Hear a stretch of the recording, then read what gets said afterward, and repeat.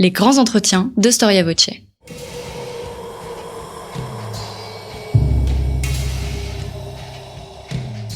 Une émission de la rédaction de Storia Voce.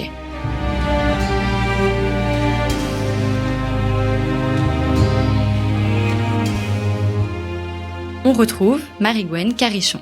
Chers auditeurs, bonjour et bienvenue pour cette nouvelle émission Storia Voce. La fête comme outil et phénomène politique, c'est ainsi que Claude Fortuné-Ruggieri, l'un des plus célèbres artificiers des années 1780, l'envisage.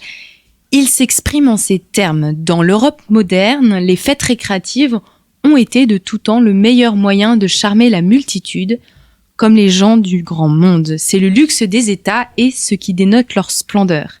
C'est aussi ce qui contribue à la richesse des cités populeuses.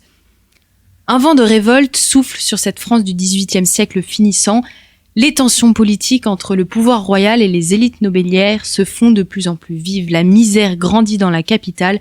L'esprit religieux et monarchiste déserte les villes. Et pourtant, ces années 1780-1790 sont marquées par le foisonnement des amusements et des fêtes en tout genre. La frénésie festive semble embraser tous les esprits et colorer tous les milieux sociaux. Fête et folie en France à la fin de l'Ancien Régime, c'est le titre d'un ouvrage récent de Didier Massot. Didier Massot que nous recevons aujourd'hui au micro de Storia Voce. Didier Massot, bonjour. Bonjour. Vous êtes historien du XVIIIe siècle et des pratiques culturelles. Vous venez donc de publier un ouvrage aux éditions CNRS qui nous fait découvrir la société française à travers ses amusements. Didier Massot, la période de l'histoire de France que vous étudiez, c'est la fin du XVIIIe siècle. Qu'est-ce qui se passe politiquement à cette période-là ? Alors écoutez, d'abord je définis bien ma période sans que ce soit absolument circonscrit à une année près parce que ce serait abusif pour un tel sujet. Mais disons que tout ce que j'étudie dans ce livre s'inscrit dans une période qui s'étale entre 1770 et la Révolution, en mordant un peu, vous l'avez dit vous-même, on peut mordre un peu sur 89, effectivement, c'est-à-dire, pour être clair, en France, sur la fin du règne de Louis XV et celui de Louis XVI. Voilà.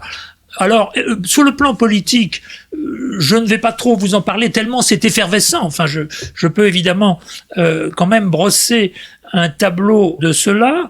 Il y a évidemment de multiples courants foisonnants qui critiquent la monarchie absolue, et qui seraient peut-être souvent dans l'optique de Montesquieu, qui souhaiterait une monarchie à l'anglaise.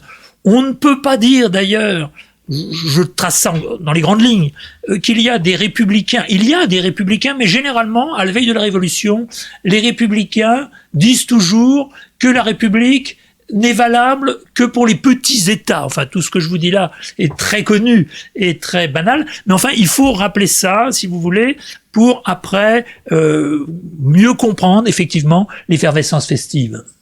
Alors, votre titre, c'est Fête et folie.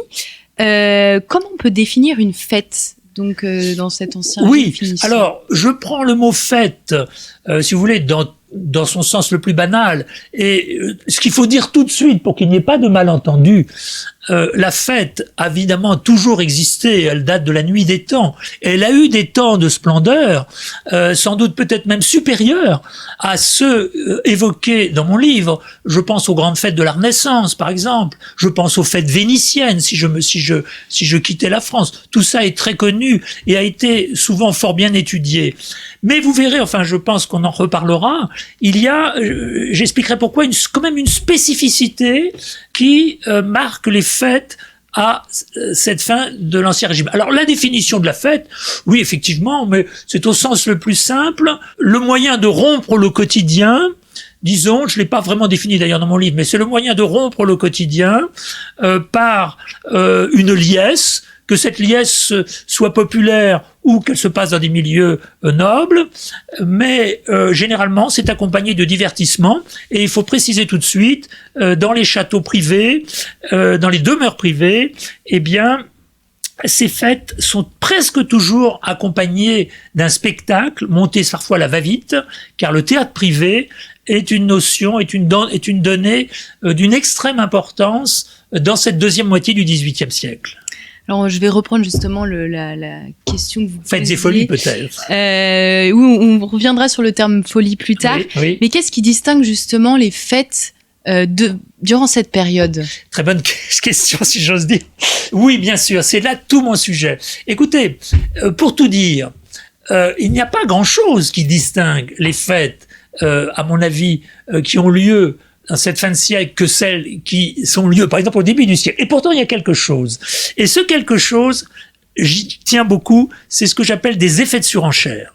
C'est-à-dire que, à un moment, et surtout, alors là, les effets de surenchère apparaissent surtout chez ces gens oisifs qui, n'ayant plus de limites dans leur loisir ou dans leur vie quotidienne même, parce qu'ils sont désœuvrés, vont chercher des moyens de pimenter une fête en ayant recours à des pratiques qui sont souvent mal étudiées. C'est peut-être ça l'originalité de mon livre. Et je voudrais ajouter, on verra après si on peut le développer, que c'est intéressant, parce que moi je suis plutôt littéraire, que là il y a une jonction qui n'a jamais été vraiment faite. J'en ai parlé beaucoup à des amis historiens et littéraires, entre la littérature et ce qui se passe dans la réalité du point de vue festif.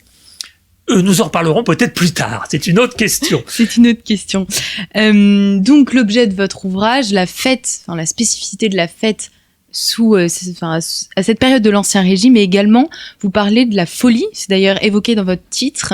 Oui. Il y a plusieurs sens au terme folie, Bien sûr. Didier Massot. Alors ça, j'y tiens beaucoup.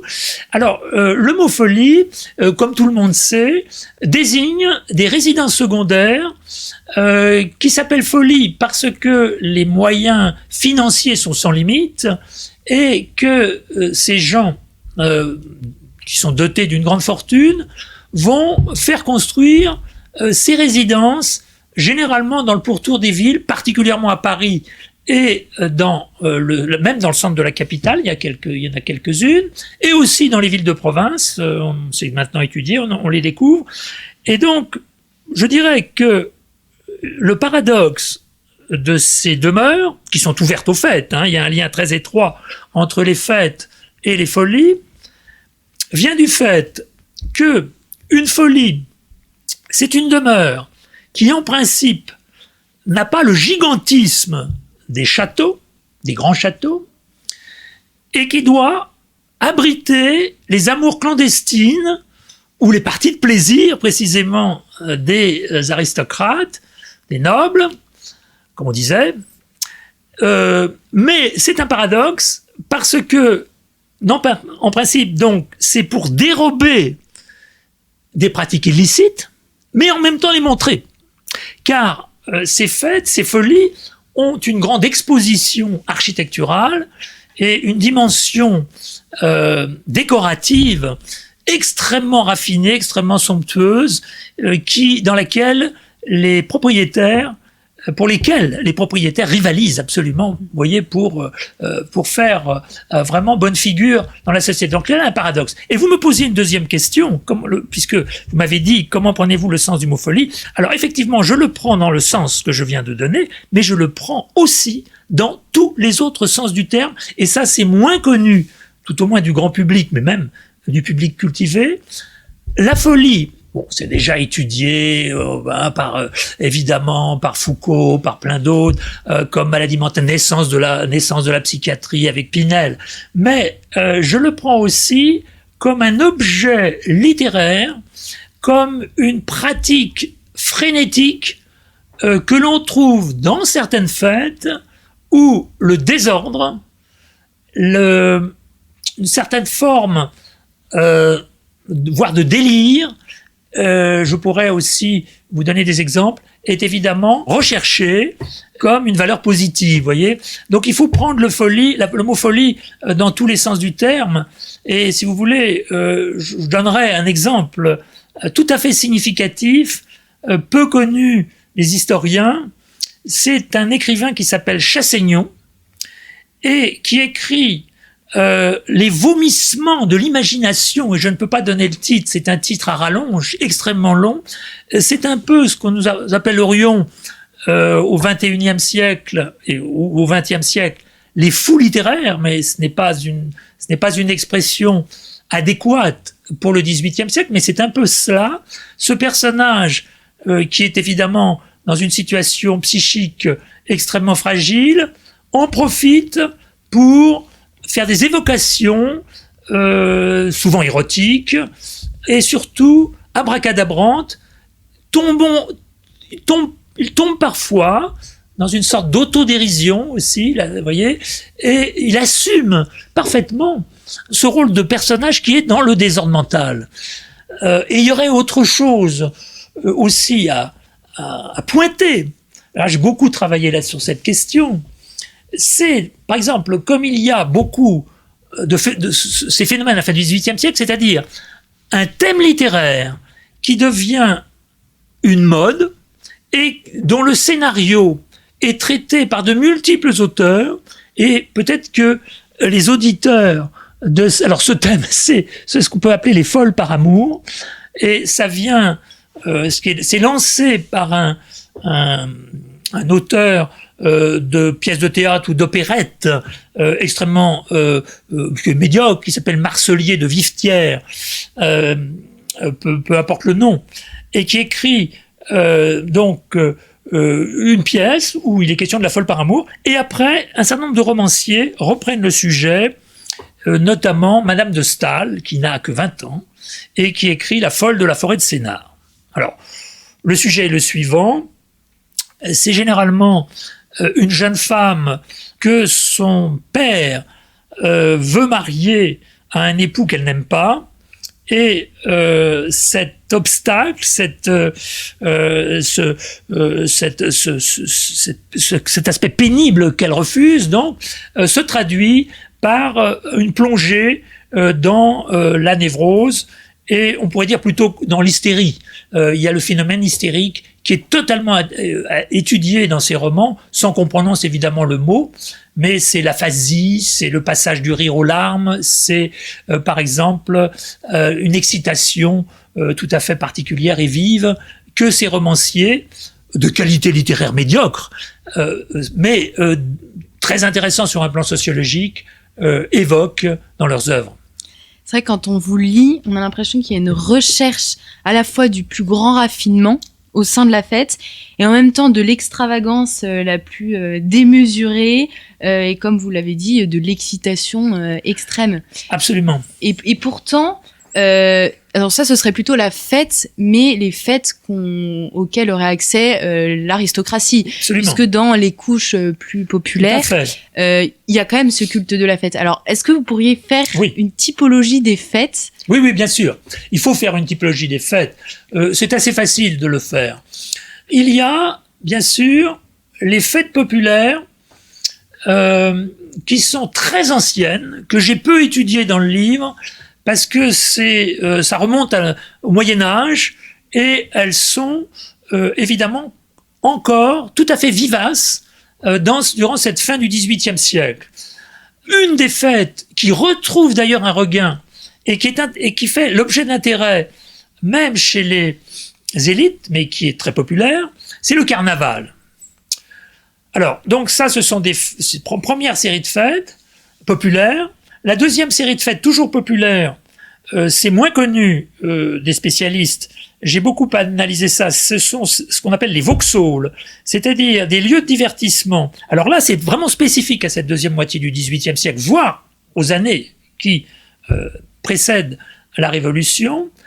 Le mot vauxhall vient de Londres, de la ville de Londres. Ça existait déjà en Angleterre, et c'est un peu comparable à ce que nous appelons nos parcs de loisirs, c'est-à-dire un vaste espace, souvent avec des monuments, bénéficiant des techniques modernes, parce que la technique joue un rôle très très important durant cette fin du XVIIIe siècle. Il y a de nouvelles techniques, de nouvelles inventions, et donc la foule se retrouve dans ces lieux dans lesquels il y a des divertissements organisés, si vous voulez, mais aussi se mêlent à ces fêtes des personnages de milieux plus même aristocratiques qui viennent se mêler à la foule, qui sont d'ailleurs attirés par cette foule. Alors, la marque tout à fait intéressante et qui va tout à fait dans c'est exactement mon sujet et ma problématique, si vous voulez, ma thèse même, pourrait-on dire, c'est que ces Vauxhall lassent très vite le public et on en construit tout de suite un autre, qui lasse de nouveau et on en construit tout de suite un autre, comme le fameux Colisée, par exemple, qui est près des Champs-Élysées et qui va être détruit avant la Révolution, même si je ne me trompe. Donc ça, c'est le deuxième type de fête.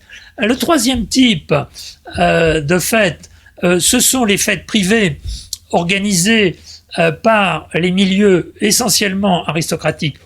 C'est évidemment le fruit d'une longue tradition. Là, il n'y a pas de nouveauté, mais il y a peut-être une nouveauté quand même. On pourrait en parler dans l'énergie dépensée dans le spectaculaire. J'y reviendrai peut-être.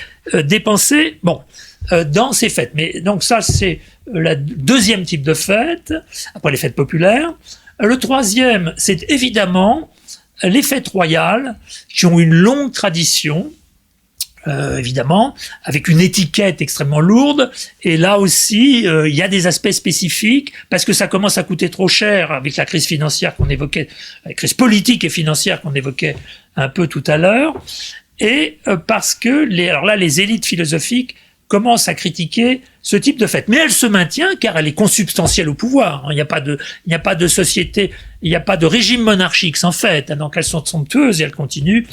Et puis il y aurait d'autres types de fêtes. Alors là, je suis passé très vite parce que toutes les activités, je terminerai là-dessus, si vous voulez, toutes les activités de cette fin du XVIIIe siècle sont généralement accompagnées de fêtes, et notamment chez les francs-maçons, par exemple, il y a des fêtes, et même chez les savants, oui. Et on pourrait trouver aussi des fêtes. Donc il y a vraiment là un phénomène complet. Oui, parce que vous l'évoquez dans votre ouvrage, toutes les causes sont bonnes pour faire la fête, que ce soit la mort de Voltaire, sa loge va organiser une fête ou une découverte de Lavoisier. Exactement. Chaque événement, chaque événement, elle donne lieu à une fête. Et donne lieu à une fête, quelles que soient les causes. Quelles que soient les causes, et voilà.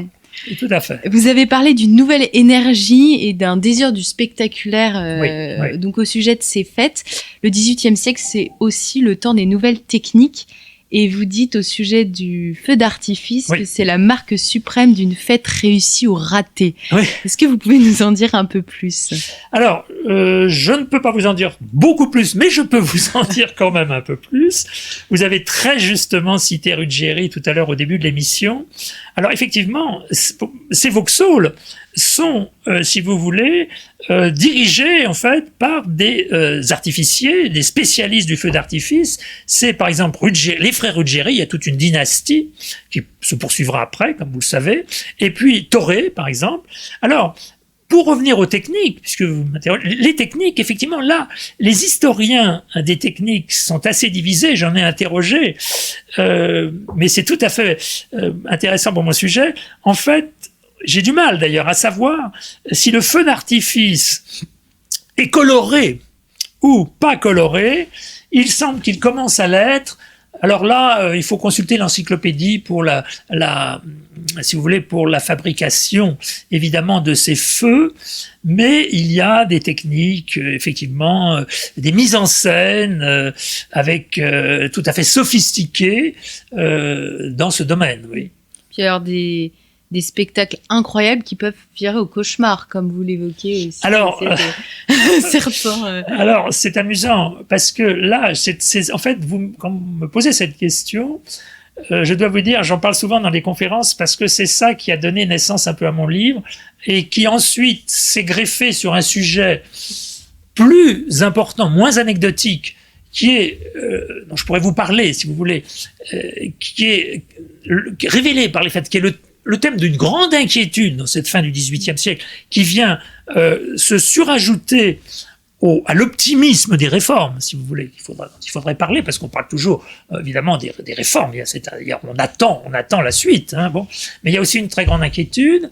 Alors, pourquoi ces fêtes spectaculaires, et pourquoi le début de mon livre? Alors là, je vais passer vite un peu, parce que je serai long, mais j'ai envie de vous donner deux anecdotes qui sont tout à fait révélatrices. La première, elle est racontée par Madame de Genlis, et il s'agit en fait de faire une fête au marquis de Genlis, qui est le beau-frère de Madame de Genlis est donc d'aller très loin dans le spectaculaire, et on fait venir, bien sûr, un modeste peintre qui s'appelle Thiermann, totalement inconnu, et on lui demande des décors, on lui demande de décorer le théâtre qui est monté de toutes pièces pour cette fête, pour faire une surprise au marquis de Genlis. Et voilà que ce peintre, qui est un peu naïf, se prend pour un grand artiste, comparable à Raphaël ou à Léonard de Vinci. Alors on se moque de lui, et là on monte une mystification absolument extraordinaire que je décris d'abord avant de l'analyser. Cette mystification est la suivante. On lui fait croire, en s'appuyant sur une scène du Don Quichotte de Cervantes, que un voleur s'est introduit dans le château et que pendant qu'il était sur le point de peindre, ce voleur lui a dérobé ses habits. À ce moment-là, deuxième étape, les gens de ce château, enfin les propriétaires et leur suite, se réunissent pour établir un faux jugement, et on fait venir la victime, la prétendue victime, c'est-à-dire ce peintre, en lui disant qu'on a retrouvé son voleur et qu'il va être condamné à mort. Le peintre y croit, il y croit. Et la troisième étape, on lui demande de le gracier, ce qu'il va refuser d'abord et qu'il va faire, et finalement, il sera gracié. Il va gracier, et tout le monde va se mettre à pleurer. Donc, si vous voulez, pour aller vite, on peut analyser cette scène de la façon suivante. Elle est extrêmement littéraire, puisque les personnages s'appuient sur le Don Quichotte. C'est des gens qui connaissent très très bien la littérature. Le Don Quichotte est très à la mode. Deuxièmement, ils se moquent d'eux-mêmes. Il y a des scènes d'anoblissement, il y a un faux jugement, on se moque des parlements, on se moque des tribunaux. Il y a une dérision qui est en train de se produire. Et troisièmement, il y a une espèce d'aveuglement social, puisque cette victime est ridiculisée, méprisée, alors qu'elle ne connaît pas évidemment les usages. Vous voyez. Et quatrièmement, on finit par oublier totalement le réel, puisque ces larmes qui sont une marque absolument essentielle de la sensibilité du XVIIIe siècle font tout oublier, et chacun se congratule et s'apaise dans une espèce d'émoi lacrymal qui est totalement invraisemblable et complètement contraire à nos coutumes. Donc ça, c'est mon premier épisode, vous voyez. Bon, je passerai vite sur le second, mais si vous voulez, le second, il y a moins à dire. C'est un extrême snobisme, c'est un snobisme étonnant. Tout le monde connaît les bergeries de Boucher, les pastorales de Boucher. Donc il y a une certaine duchesse de Mazarin, qui est par ailleurs extrêmement cultivée, qui décide d'aller encore plus loin dans la fête spectaculaire. Elle fait venir des moutons qui sont savonnés, qui sont mis derrière des transparents. Les moutons pètent les transparents. C'est un véritable chaos. Les danseurs, ensuite les moutons se jettent sur les glaces, et c'est un chaos. Et ensuite la marquise de Mazarin est ridiculisée dans les chroniques. Tout le monde se moque d'elle, vous voyez.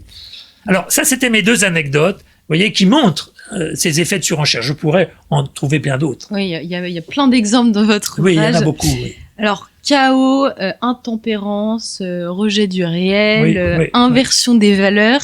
On suppose que l'Église, qui avait quand même un pouvoir important à l'époque, n'a pas forcément apprécié le cours compris. Alors, absolument. Mais là, c'est peut-être plus complexe qu'on ne le croit. Évidemment, l'Église désapprouve totalement ces pratiques.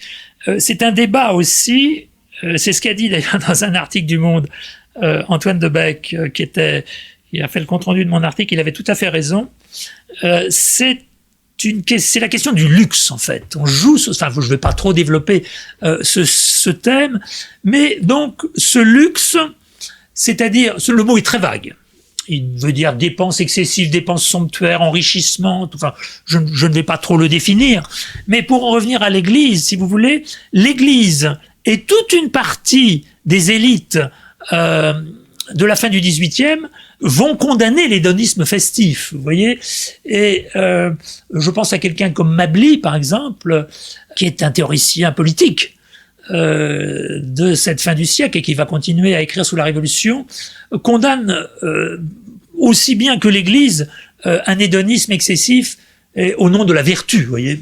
Oui, tout simplement. Tout simplement. La vertu,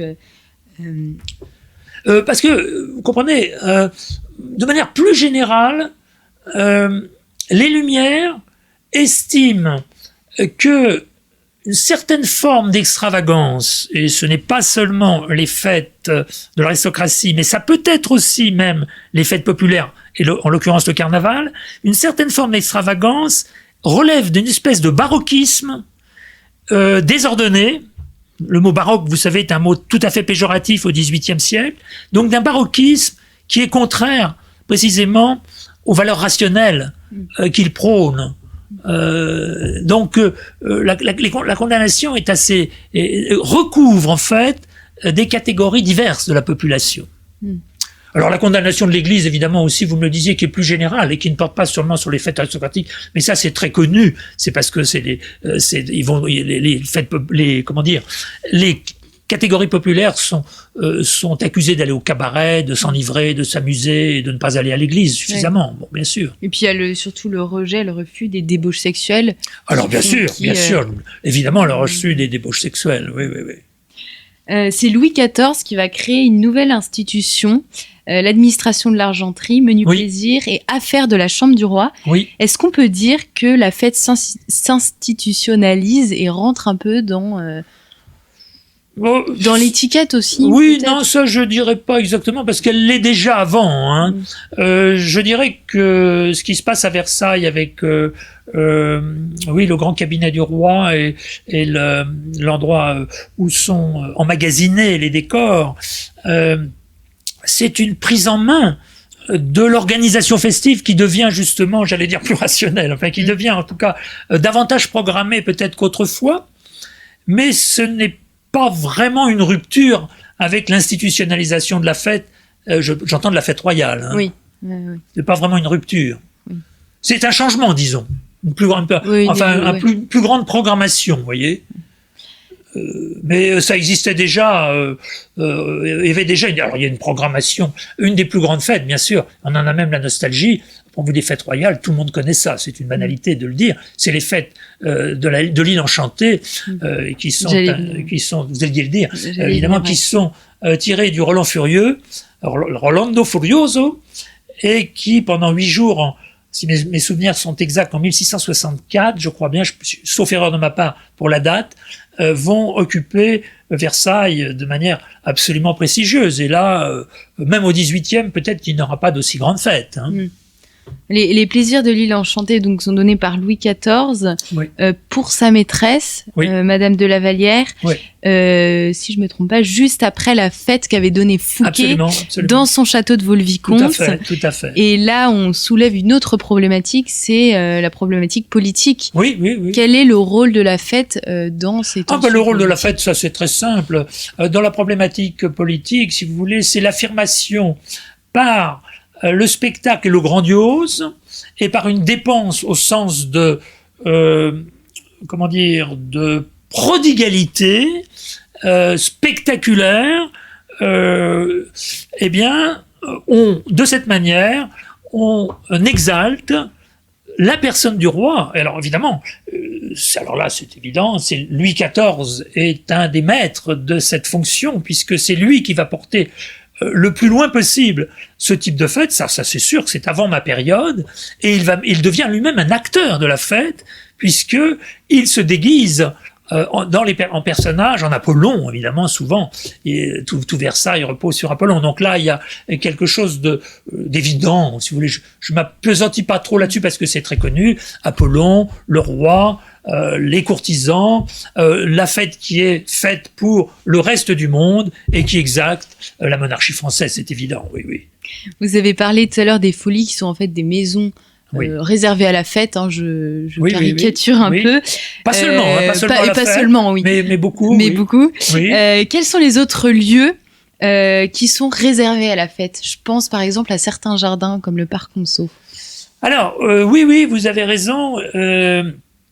Les folies ne peuvent pas se penser sans réfléchir à une histoire des jardins comme le parc Monceau, qui est vraiment un lieu tout à fait révélateur, appartenant à Philippe d'Orléans, qui était donc il y avait une folie là, qui représentait à peu près les 2/3 en plus de l'espace actuel du parc Monceau, et ce jardin était parsemé de ce qu'on appelle des fabriques, et des fêtes étaient organisées certainement dans ces jardins aussi, et dans d'autres. Je l'ai vu dans des textes où on raconte des fêtes, et parfois à Versailles aussi, parce que je dis Versailles, et là je ne me méprends pas, parce que c'est Versailles qui est influencé par les fêtes privées, c'est-à-dire Marie-Antoinette, ce n'est plus l'étiquette de la fête traditionnelle, mais c'est elle qui va chercher dans ses jardins des motifs d'inspiration, par exemple chez le Prince de Ligne, pour ses propres fêtes dans ses jardins, dans le jardin de la Reine, par exemple, vous voyez. Est-ce que donc toutes les fêtes que vous décrivez et les folies sont typiques à la France, où on retrouve un peu les similitudes? Là, je ne m'aventurerai pas trop, européens, parce que j'ai surtout étudié la France, et mes connaissances dans le domaine européen sont moins sûres. Oui. Donc, ça serait un peu dangereux de trop développer. Ce que je peux dire quand même, je connais un peu, c'est évidemment le grand moment, le lieu européen de la fête qui dépasse tous, c'est Venise. Ça, c'est une certitude absolue. J'en reviens d'ailleurs. Et on le voit à chaque instant. Et on peut dire que le déclin économique de Venise n'est pas du tout accompagné d'un déclin festif. Bien au contraire, il y a là une véritable extravagance qui est complète, totale, quotidienne, et où tous les peuples de l'Europe entière viennent s'amuser, évidemment, dans ces lieux.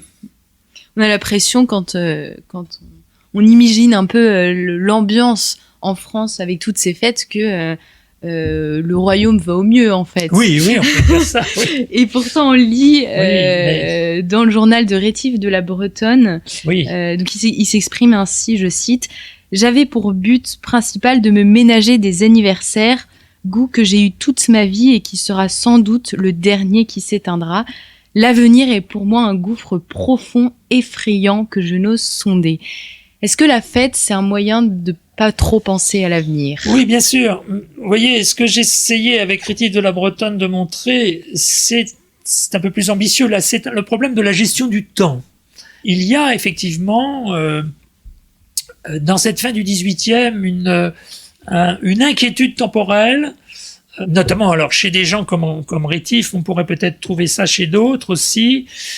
Il faudrait creuser. Là, c'est tout un thème qui affleure, mais que je n'aurai pas le temps de développer vraiment beaucoup, mais qui est le suivant.